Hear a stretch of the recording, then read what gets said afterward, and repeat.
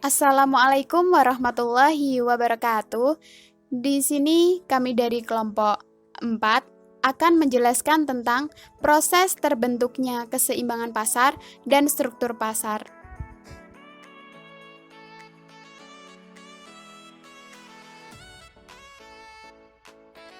Keep watching and don't forget to like, comment, and subscribe. Oke? Saya Hovifah Nurul Firdaus, NIM 1980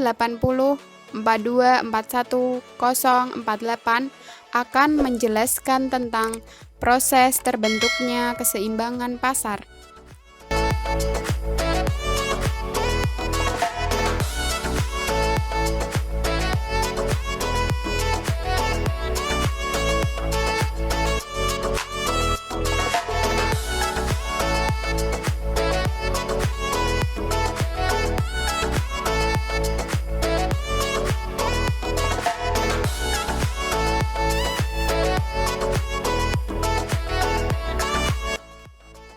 Pada kondisi keseimbangan pasar atau market equilibrium, kuantitas permintaan akan sama dengan kuantitas penawaran, atau bisa kita sebut dengan QD sama dengan QS. Kemudian, harga yang diminta pun akan sama dengan harga yang ditawarkan, atau PD sama dengan PS.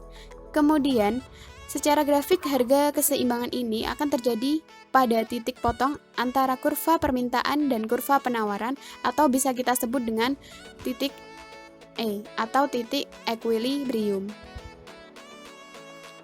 Yang dapat saya simpulkan di sini adalah proses terbentuknya keseimbangan pasar itu terjadi pada saat jumlah barang yang diminta dan ditawarkan itu sama, atau ketika kurva permintaan dan penawaran itu saling berpotongan. Saya Ayu Mutmainah, NIM 1980 Di kesempatan kali ini, saya ingin menjelaskan ke kalian tentang struktur pasar. Diharapkan setelah kalian menonton video ini, kalian bisa menjelaskan tentang apa itu struktur pasar, pembagian struktur pasar, bisa membedakan antara pasar persaingan sempurna dan pasar persaingan tidak sempurna, dan jenis-jenis pasar apa saja yang masuk dalam kategori pasar persaingan tidak sempurna. Apa sih struktur pasar itu? Struktur pasar adalah penggolongan produsen ke dalam beberapa bentuk pasar berdasarkan pada ciri-ciri seperti jenis produk yang dihasilkan, banyaknya perusahaan dalam industri, mudah atau tidaknya sebuah pasar keluar atau masuk ke dalam industri tersebut, dan peranan iklan dalam kegiatan industri. Pada analisa ekonomi, pasar dibedakan menjadi dua, yaitu pasar persaingan sempurna dan pasar persaingan tidak sempurna. Pasar persaingan sempurna adalah sebuah bentuk interaksi antara permintaan dan penawaran, di mana jumlah pembeli dan penjualnya itu sangat banyak atau tidak terbatas. Ciri-ciri pasar ini ada 6, yaitu ciri pertama, jumlah perusahaan dalam pasar sangat banyak atau jumlah penjualnya sangat banyak. Ciri yang kedua, produk yang ditawarkan rata-rata sama jenisnya antara penjual yang satu dengan penjual yang lain atau homogen. Ciri yang ketiga, konsumen memahami sepenuhnya keadaan pasar. Ciri yang keempat, tidak ada hambatan pasar untuk keluar masuk bagi setiap penjual.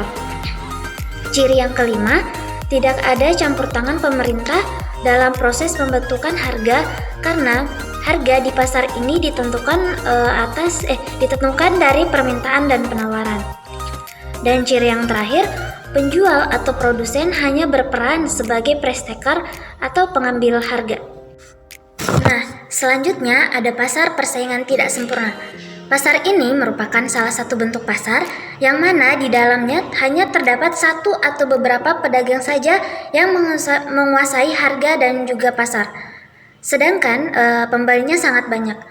Pasar ini dikatakan tidak sempurna karena bentuk pasar yang tidak terorganisir dengan maksimal dan terdapat kekurangan yang bisa menimbulkan ketidakadilan di dalam pasar.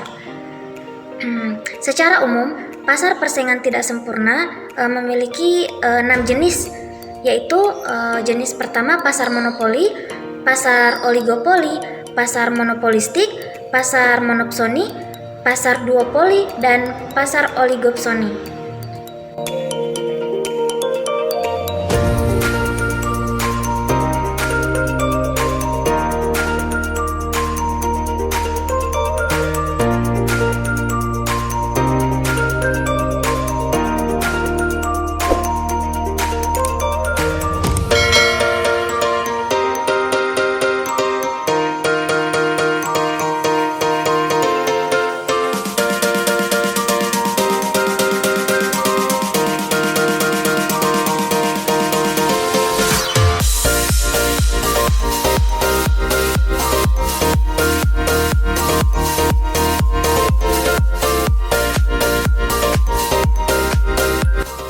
Kesimpulannya yaitu, struktur pasar adalah penggolongan pasar berdasarkan jumlah supply and demand.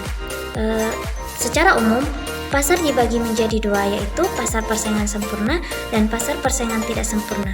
Perbedaannya terletak di jumlah produsen dan konsumennya, dan barang yang diperjualbelikan.